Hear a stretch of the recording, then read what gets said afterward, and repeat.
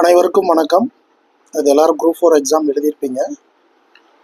அதில் கேட்ட ஒரு கேள்வியை பற்றி தான் பார்த்துடலாம். பாலிட்டியில் கேட்டிருந்த ஒரு கொஸ்டின் பற்றி பார்க்கலாம். இப்போ இந்திய அரசியலமைப்பு உள்ளடக்கம் கூட்டாட்சி அரசியலமைப்பு ஆகும்னு சொல்லி கொடுத்துருக்காங்க.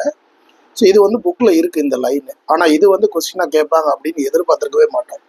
இங்கே எங்கே இருக்குன்னா அழகு 2 10th ஸ்டாண்டர்ட் புக்கில் நடுவண் அரசு அப்படின்னு சொல்லி ஒரு லெசன் இருக்கும்.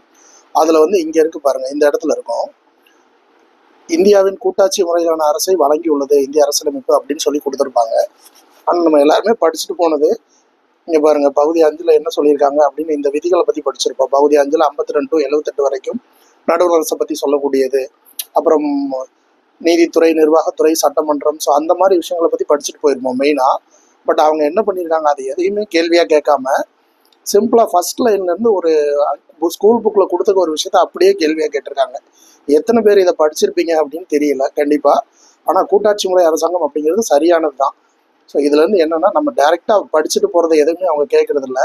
புக்கிலேருந்து வேறு எங்கேயோ ஒரு இடத்துல இருக்கிற ஒரு விஷயத்த வந்து புக்கிலேருந்து தான் கொஸ்டின் கேட்டிருக்கோம் அப்படிங்கிற ஒரு காரணம் காட்டணும் அப்படின்றதுக்காக இதை ஒரு கேள்வியாக கேட்டிருக்காங்க. அடுத்து அது கீழே என்ன கொடுத்துருக்காங்க அப்படின்னா, இந்திய அரசியலமைப்பு ஐக்கிய அமெரிக்க நாடுகள் போல் இரட்டை குடியுரிமை வழங்கியுள்ளதுன்னு கொடுத்துருக்காங்க.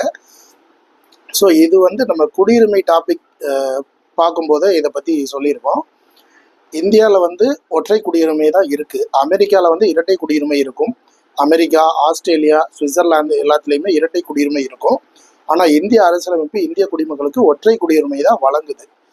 ஸோ அப்போ இதில் வந்து கூற்று சரி, காரணம் தவறு. அதுதான் இதில் கொடுத்தக்கூடிய கூற்று வந்து சரிதான், காரணம் வந்து தவறு. அதுதான் ஆன்சராக வரும். நன்றி.